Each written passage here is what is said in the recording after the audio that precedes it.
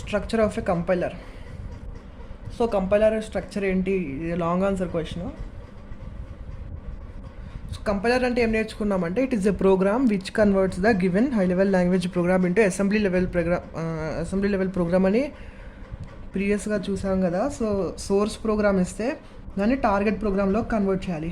So structure అంటే first ఏం చెప్తాము అంటే కంపైలర్లో మళ్ళీ ఇప్పుడు కంపైలర్ ఇది మొత్తం కంపైలర్ అంటే ఇది మనకు సోర్స్ ప్రోగ్రామ్ ఇస్తే అది మనకి మనం సోర్స్ ప్రోగ్రామ్ ఇస్తే అది మనకి టార్గెట్ ప్రోగ్రామ్ ఇస్తుంది. Here source program is high level language and target program is assembly language. So మనం హై లెవెల్ లాంగ్వేజ్లో ఉన్న ప్రోగ్రామ్ ఇస్తే అది మనకి టార్గెట్ లెవెల్లో ఉన్న ప్రోగ్రామ్ మనకు అవుట్పుట్గా ఇస్తుంది. So compiler. సో ఇది మరి లోపల కంపైలర్లో ఏంటంటే మళ్ళీ analysis phase and synthesis phase అని టూ ఫేజెస్గా డివైడ్ అయి ఉన్నాయి. అంటే 2 పార్ట్స్, ఫేజెస్ కాదు. So analysis part and synthesis part అని 2 పార్ట్స్గా డివైడ్ అయి ఉన్నాయి. So the compilation can be done in 2 parts, analysis and synthesis part. So analysis పార్ట్లో ఏం జరుగుతుందంటే మనం సోర్స్ ప్రోగ్రామ్ ఇస్తాం కదా. సో ఈ సోర్స్ ప్రోగ్రామ్ రీడ్ చేస్తుంది అనాలిసిస్ ఫేజ్లో. ఓకే, సో అలా రీడ్ చేసిన తర్వాత అనాలిసిస్ ఫేజ్లో తయారు చేసిన సోర్స్ ప్రోగ్రామ్ని డివైడ్ చేస్తుంది. అంటే పీసెస్గా డివైడ్ చేస్తుంది.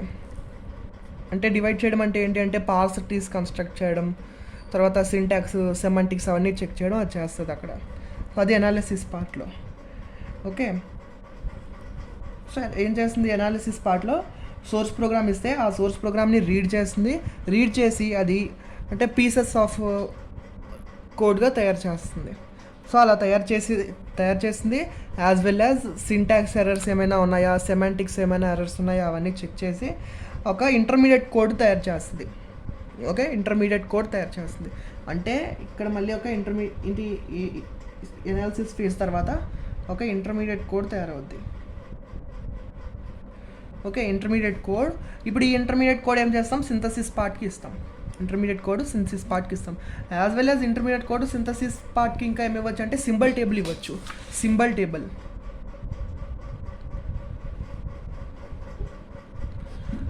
టేబుల్ అంటే ఏంటి అంటే ఇప్పుడు ఎగ్జాంపుల్కి A = B+C అన్నాం కదా.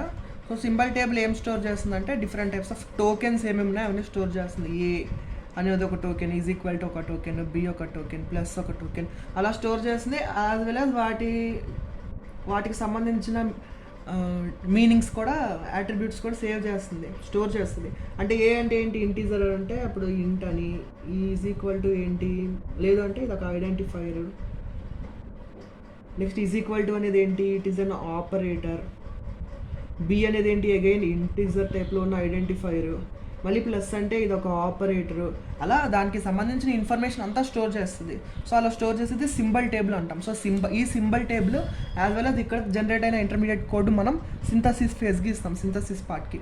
సో అలా సింథసిస్ పార్ట్కి ఇస్తే ఆ సింథసిస్ పార్ట్ ఏం చేస్తుంది, లాస్ట్లో మనకి కావాల్సిన టార్గెట్ ప్రోగ్రామ్ ఇస్తుంది. టార్గెట్ ప్రోగ్రామ్ అంటే అసెంబ్లీ లెవెల్లో ఉన్న ఒక ప్రోగ్రామ్. ఓకే, సో ఇక్కడ ఏం చెప్పచ్చు మనం అంటే అనాలిసిస్ ఫేజ్ని మనం ఫ్రంట్ ఎండ్ అని కూడా చెప్పచ్చు, front end of the compiler.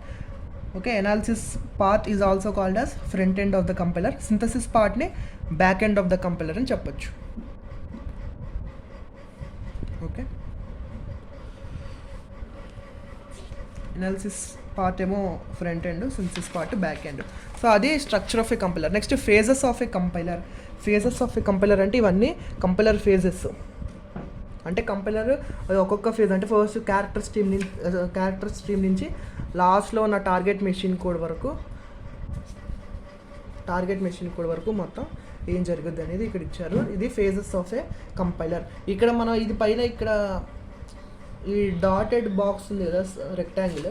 So ఈ పైనదంతా అనాలిసిస్ పార్ట్లో వస్తుంది. అంటే ఇక్కడ అనాలిసిస్ పార్ట్, సింథసిస్ పార్ట్ అని 2 పార్ట్స్ ఉంటాయని చెప్పాం కదా. సో దాన్ని డీటెయిల్గా ఫేజెస్లో ఎక్స్ప్లెయిన్ చేస్తారు. సో అనాలిసిస్ పార్ట్ అంటే ఏంటంటే ఈ పైన ఉన్నదంతా. ఓకే, అనాలిసిస్ పార్ట్ అంటారు, లేదంటే దాన్ని ఫ్రంట్ ఎండ్ అని కూడా అనొచ్చు. ఫ్రంట్ ఎండ్ లేదంటే మెషిన్ ఇండిపెండెంట్ అని ఎందుకు చెప్తామంటే ఇది ఏ మెషిన్లో అయినా కానీ సేమ్, అంటే it is independent of the machine. Next ఈ కింద ఉన్న 2 ఉన్నాయి కదా, code generator, machine dependent, code optimizer. ఆ 2 సింథసిస్ పార్ట్లోకి వస్తాయి. వాటిని ఇంకా ఏం చెప్పచ్చు, బ్యాక్ ఎండ్ అనొచ్చు, లేదంటే మెషిన్ డిపెండెంట్ అని కూడా చెప్పచ్చు. మెషిన్ ఇండిపెండెంట్ ఫేజెస్, ఇవి మెషిన్ ఇండిపెండెంట్ ఫేజెస్. ఓకే, ఇలా డిఫరెంట్ టైప్స్ ఆఫ్ ఫేజెస్ ఉన్నాయి. Lexical analyser, syntax analyser, semantic analyser. So ఇవన్నీ ఫేజెస్. సో ఫస్ట్ ఫేజ్ ఏంటి అంటే లెక్సికల్ అనాలిసిస్ ఫేజ్. చూడండి ఇక్కడ ఫేజెస్ ఆఫ్ ఏ కంపైలర్లో క్యారెక్టర్ స్ట్రీమ్ అన్నాం కదా. క్యారెక్టర్ స్ట్రీమ్ అంటే ఏంటి? స్ట్రీమ్ ఆఫ్ క్యారెక్టర్స్ అని, అంటే కొన్ని సీక్వెన్స్ ఆఫ్ క్యారెక్టర్స్ ఇస్తాం. సీక్వెన్స్ ఆఫ్ క్యారెక్టర్స్ అంటే ఏంటి? హై లెవెల్ లాంగ్వేజ్లో ఉన్న ఒక ప్రోగ్రామ్, అంతే కదా. ప్రోగ్రామ్ అంటే ఏంటి? అది stream of characters, sequence of క్యారెక్టర్సే కదా. సో అలా ఒక క్యారెక్టర్ స్ట్రీము లెక్సికల్ అనలైజర్కి ఇస్తాం. లెక్సికల్ అనలైజర్కి ఇస్తే అది టోకెన్ స్ట్రీమ్ జనరేట్ చేస్తుంది. క్యారెక్టర్ స్ట్రీమ్ ఇస్తే మనం అది మనకి టోకెన్ స్ట్రీమ్ జనరేట్ చేస్తుంది. అసలు ఈ లెక్సికల్ అనలైజర్ ఏంటో చూద్దాం ఒకసారి. Lexical analyser is also called as a scanner. అంటే ఈ ప్రాసెస్ని మనం స్కానింగ్ అని చెప్పొచ్చు. ఓకే, లెక్సికల్ అనలైజర్ చేసే ప్రాసెస్ని మనం స్కానింగ్ అని కూడా చెప్పొచ్చు. ఇది ఏం చేస్తుందంటే రీడ్ చేస్తుంది మొత్తం, అంటే each character by character read చేస్తుంది. ఇప్పుడు ఎగ్జాంపుల్కి ఇంటిజర్ ఏ, ఓకే, సో ఇంట్ ఏ, ఎగ్జాంపుల్కి ఇంట్ ఏ అనే మనం ప్రోగ్రాంలో రాసామంటే సో లెక్సిమ్ అంటాం ఇక్కడ. లెక్సిమ్ అంటే ఏంటి అంటే it reads the stream of characters from the source code. So ఇవన్నీ క్యారెక్టర్స్ కదా, ఈ క్యారెక్టర్స్ని ఒక్కొక్కటి రీడ్ చేస్తుంది. రీడ్ చేసి గ్రూప్ చేస్తుంది. గ్రూప్ చేస్తే అది మీనింగ్ఫుల్ సీక్వెన్స్ వచ్చిందా లేదా చెక్ చేస్తుంది. అదే లెక్సిమ్ అంటే మీనింగ్ఫుల్, దానికి ఏమైనా మీనింగ్ ఉందా లేదా అని. సో ఇలా రీడ్ చేస్తుంది. ఫస్ట్ ఐ రీడ్ చేస్తుంది, తర్వాత ఎన్, తర్వాత టీ. ఇంట్ అంటే టోకెన్ కదా, ఒక టోకెన్ కదా. సో ఈ దిస్ లెక్సిమ్ ఈజ్ ఎ టోకెన్. అలా నెక్స్ట్ స్పేస్ వచ్చి నెక్స్ట్ ఏ ఒకటే ఉంది, అక్కడ ఏం లేదు. సో అదొక ఐడెంటిఫైయర్గా ఐడెంటిఫై చేస్తుంది. అదొక లెక్సిమ్ అంటాము, అది కూడా ఒక టోకెనే. సో అలా లెక్సిమ్ అంటే ఏంటి? It reads the stream of characters from the source కోడ్లో ఉన్న స్ట్రీమ్ ఆఫ్ క్యారెక్టర్స్ని రీడ్ చేసి ఆ క్యారెక్టర్స్ని గ్రూప్ చేస్తుంది so that they form meaningful sequence. So ఈ లెక్సికల్ అనలైజర్ ఏం చేస్తుంది అని చెప్పామంటే ఈ క్యారెక్టర్ స్ట్రీమ్ని టోకెన్ స్ట్రీమ్లో కన్వర్ట్ చేస్తుంది అన్నాం కదా. సో స్ట్రీమ్ ఆఫ్ క్యారెక్టర్స్ని స్ట్రీమ్ ఆఫ్ టోకెన్స్ కన్వర్ట్ చేయడానికి మనం ఫైనైట్ ఆటోమేటా ద్వారా ఇంప్లిమెంట్ చేయొచ్చు. అంటే డిఎఫ్ఏ ఉంది కదా, సో దాంతో ఇంప్లిమెంట్ చేయొచ్చు లెక్సికల్ అనలైజర్ని. సో చూడండి ఇక్కడ, for each lexeme the lexical analyser produces an output a token of the form. So each lexeme అంటే ఏంటి? ఇప్పుడు ఫర్ ఎగ్జాంపుల్ ఇంట్ అన్నాం, ఇంట్ అనేది ఒక లెక్సిమే కదా. సో ఈ ఇంట్ అనే లెక్సిమ్కి ఒక అవుట్పుట్ జనరేట్ చేస్తుంది. ఎలాంటి అవుట్పుట్ జనరేట్ చేయాలి? సో క్యారెక్టర్ స్ట్రీమ్కి లెక్సికల్ అనలైజర్ ఎలాంటి అవుట్పుట్ జనరేట్ చేయాలి? టోకెన్ స్ట్రీమ్ జనరేట్ చేయాలి. సో టోకెన్ స్ట్రీమ్ జనరేట్ చేయాలి కాబట్టి సో ఆ టోకెన్ అవుట్పుట్ టోకెన్ ఎలా ఉంటుంది? టోకెన్ నేమ్ కమా యాట్రిబ్యూట్ నేమ్ అని చెప్పి ఇలా యాంగులర్ బ్రాకెట్స్లో ఇస్తాం. ఓకే, టోకెన్ నేమ్ కమా యాట్రిబ్యూట్ నేమ్ అంటే ఏంటంటే అది మన సింబల్ టేబుల్లో ఏ నెంబర్ అని ఎన్ని టైమ్స్ రిపీట్ అయింది అది, అలా యాట్రిబ్యూట్ నేమ్ అంటాం. సో నెక్స్ట్ ఫస్ట్ టోకెన్ అంటే ఏంటి? It is a sequence of characters that can be treated as a unit in the grammar of programming languages. So tokens అంటాం కదా, ఏంటి ఏమున్నాయి టోకెన్స్? ఐడెంటిఫైయర్స్, తర్వాత ఆపరేటర్స్, కీవర్డ్స్ ఉంటాయి, constants ఉంటాయి, అవన్నీ టోకెన్సే. ఓకే,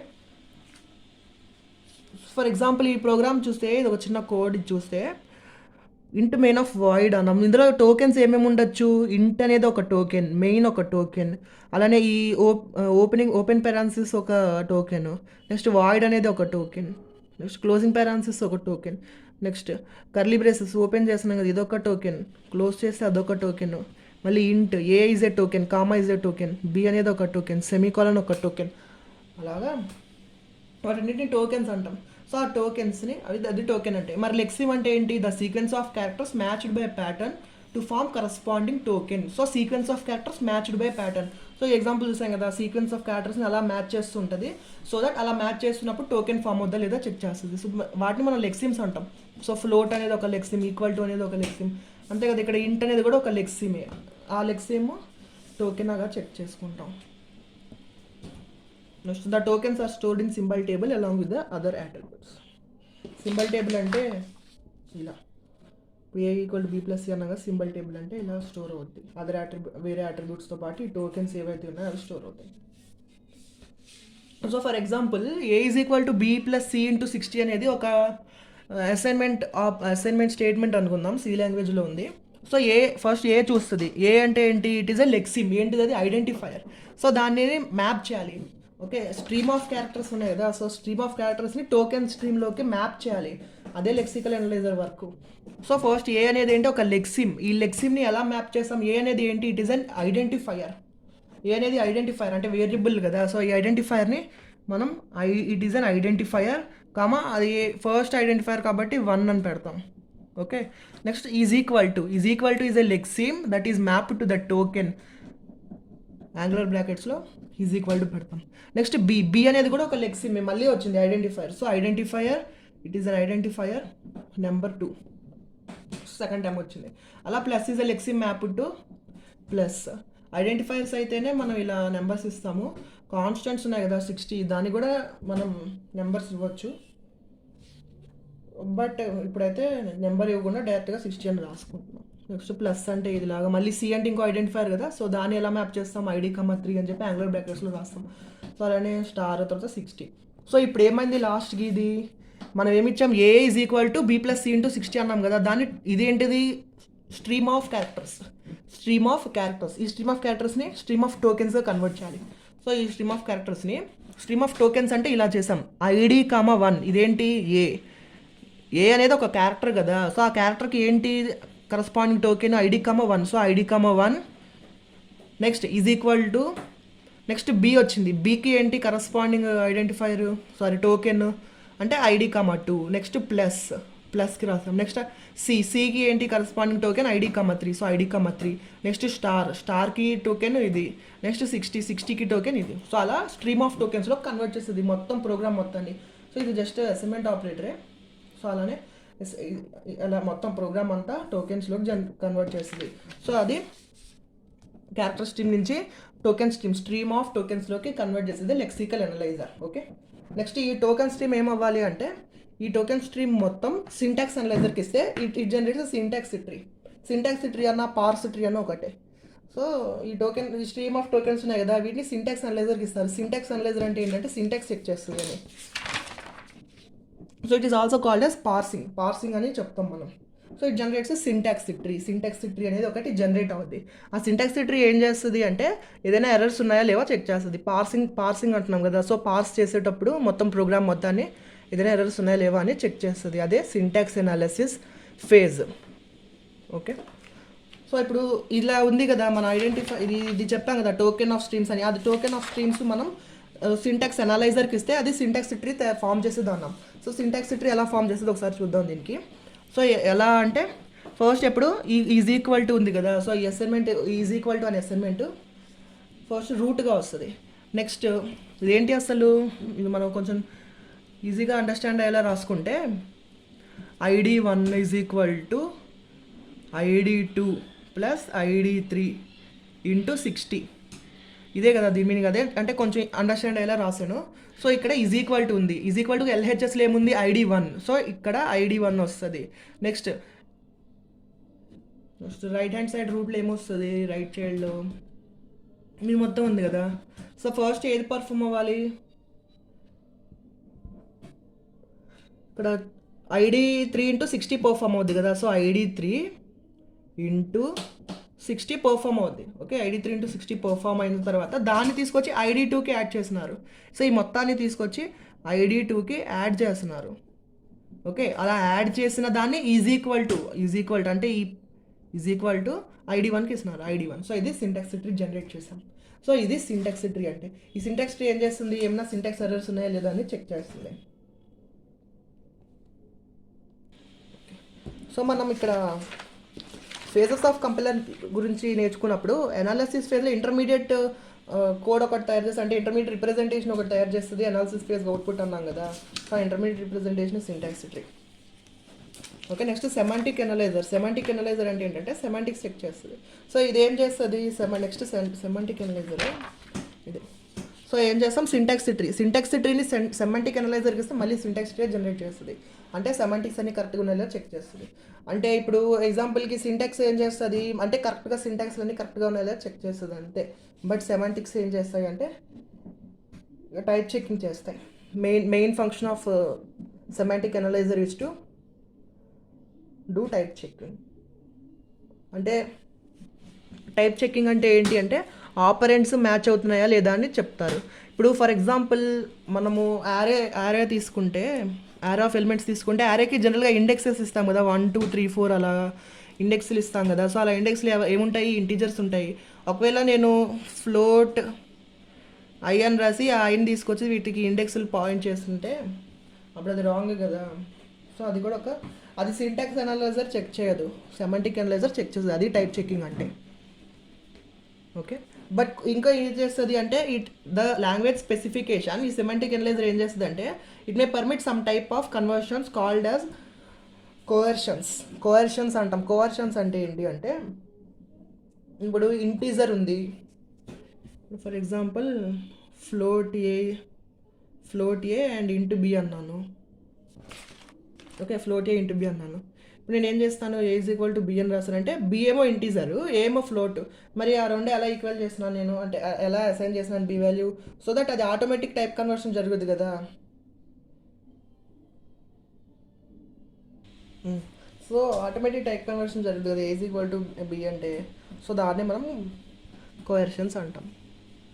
సో కోవర్షన్స్ని సపోర్ట్ చేస్తుంది సెమాంటిక్ అనలైజర్. ఓకే,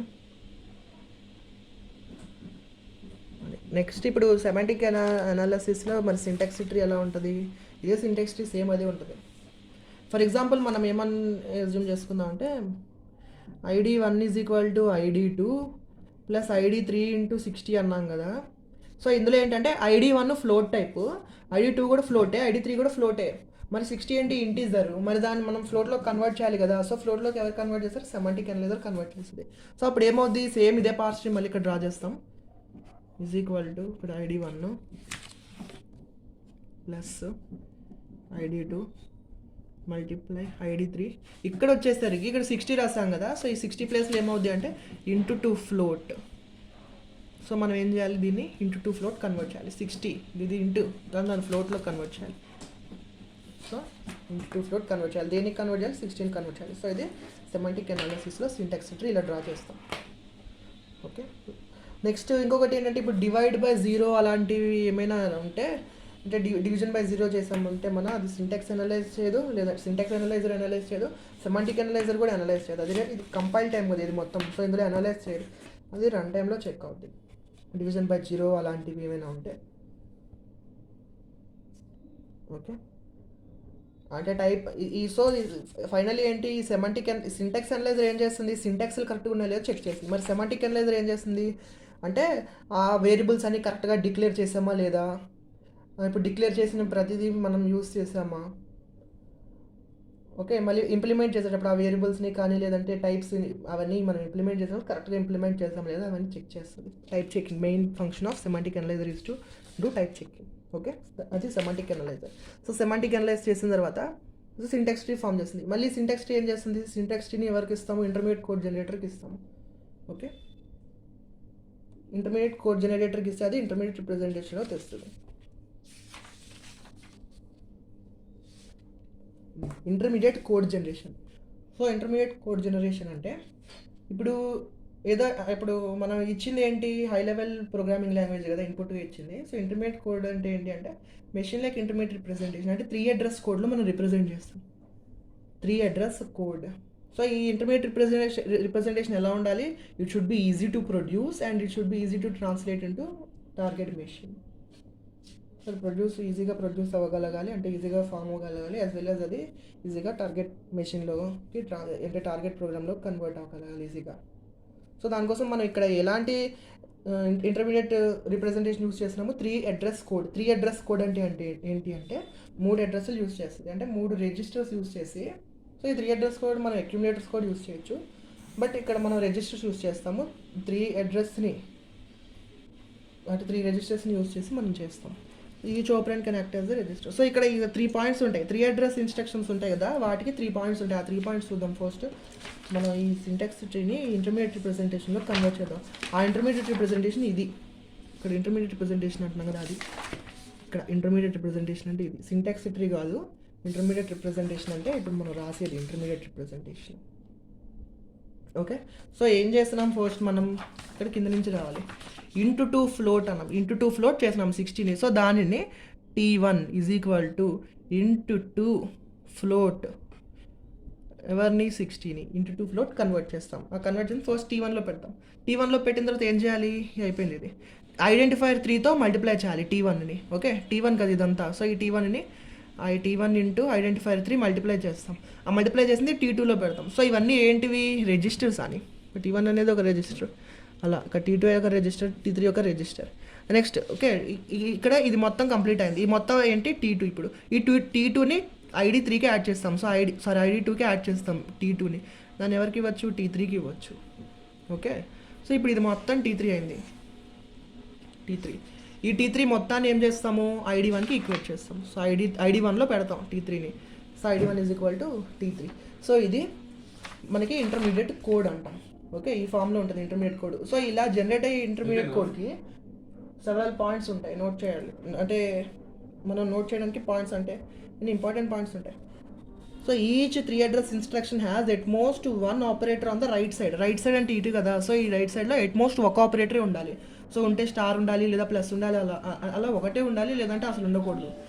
ఈ స్టెప్లో చూసినట్టు అసలు ఉండకూడదు. ఎట్ మోస్ట్ 1 ఆపరేటర్ ఉండాలి. The compiler must generate a temporary name to hold a value computed by the 3 address instruction. So ఇప్పుడు ఇది ఒక 3 అడ్రస్ ఇన్స్ట్రక్షన్ కదా. సో అది స్టోర్ చేయడానికి ఒక టెంపరరీ వాల్యూ, ఒక టెంపరరీ నేమ్. సిమిలర్లీ ఈ 3 అడ్రస్ ఇన్స్ట్రక్షన్ని జనరేట్ చేయడానికి అనదర్ టెంపరరీ నేమ్ అలా జనరేట్ చేయాలి. Next some 3 address instructions can have fewer than 3 operands. So ఇందులో చూస్తే ID1 is equal to T3 అని ఉంది. సో ఇందులో జనరల్గా మనం 3 అడ్రస్ కోడ్ అంటే ఏంటి? 3 రిజిస్టర్స్ యూస్ చేయాలంటే 3 ఆపరెంట్స్ ఉండాలని. బట్ ఇక్కడ కొన్ని అడ్రస్ ఇన్స్ట్రక్షన్స్లో 3 ఉండాల్సిన అవసరం కూడా లేదు, 3 కన్నా తక్కువ ఉండొచ్చు.